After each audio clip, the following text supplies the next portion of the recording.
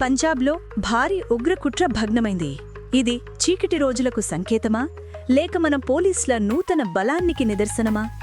November 13, 2025 గురువారం నాడు Ludhiana commissionerate పోలీసులు ఒక ప్రమాదకరమైన గ్రెనేడ్ దాడి మాడ్యూల్ను విజయవంతంగా ఛేదించి 10 మంది ఉగ్రవాదులను అరెస్టు చేశారు.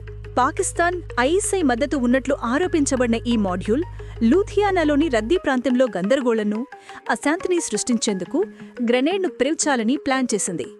ఈ భారీ విజయం ఒక పెను ప్రమాదాన్ని తప్పించింది మరియు సంక్లిష్టమైన అంతర్జాతీయ ఉగ్రవాద నెట్వర్క్ను బట్టబయలు చేసింది. ఇది ఈ వార్తా నివేదిక యొక్క 1 నిమిషం సంక్షిప్త సారాంశం. వివరణాత్మక నివేదిక కోసం ఈ నివేదికను ఇంకా చూస్తూ ఉండండి.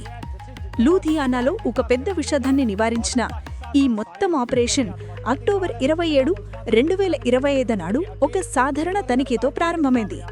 జోదేవాల్ పోలీస్ స్టేషన్కు చెందిన పీసీఆర్ బృందం కుల్దీప్ సింగ్ మరియు శేఖర్ సింగ్లు అనే 2 వ్యక్తులు అనుమానాస్పదంగా తరుగుతున్నటాన్ని గమనించింది.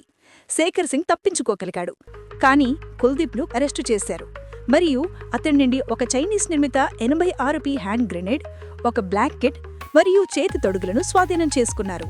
ఈ అరెస్ట్ ఒక పెద్ద కుట్రను ఛేదించడానికి పోలీసులకు దొరికిన మొదటి ఆధారం.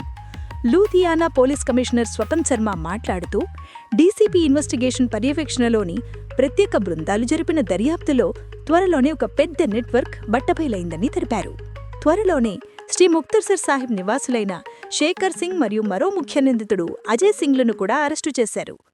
తర్వాత దర్యాప్తులో దిగ్భ్రాంతికరమైన మలుపు తిరిగింది. ఈ కుట్రను మలేషియాలో ఉన్న 3 హ్యాండ్లర్లు విదేశాల నుండి నడుపుతున్నారని తేలింది. అజయ్ అలియాస్ అజయ్ మలేషియా, జెస్ బెబ్బల్ మరియు పవన్దీప్. డ్రగ్ స్మగ్లింగ్లో పూర్వ చరిత్ర ఉన్న ఈ హ్యాండ్లర్లు పాకిస్తాన్ ఆధారిత ఐఎస్ఐ హ్యాండ్లర్లతో సమన్వయం చేసుకుంటున్నారు. అయితే వారు పంజాబ్లో ఎలా పనిచేస్తున్నారు? దర్యాప్తులో వారి పూర్వ డ్రగ్ స్మగ్లింగ్ నెట్వర్క్ని ఉపయోగిస్తున్నారని తేలింది. అందులో ప్రస్తుతం వివిధ జైళ్లలో ఉన్న వ్యక్తులు కూడా ఉన్నారు.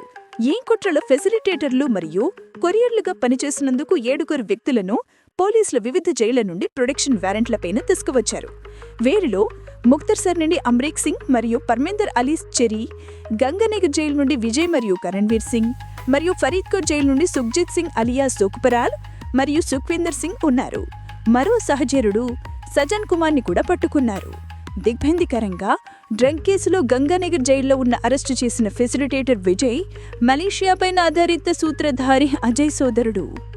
డీజీపీ పంజాబ్ గౌరవ్ యాదవ్ ఎక్స్ అంటే గతంలో ట్విట్టర్ ఈ ఛేదనను ధృవీకరించాడు.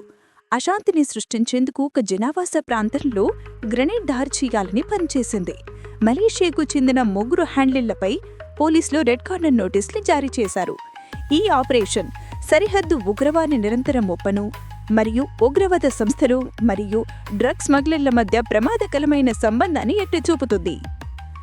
ఇంకా దీని గురించి ఎంత తెలిసింది? తరువాత ఏం జరగబోతుంది మరియు ప్రపంచ స్థాయిపై దీని తల ప్రభావం ఏమిటి?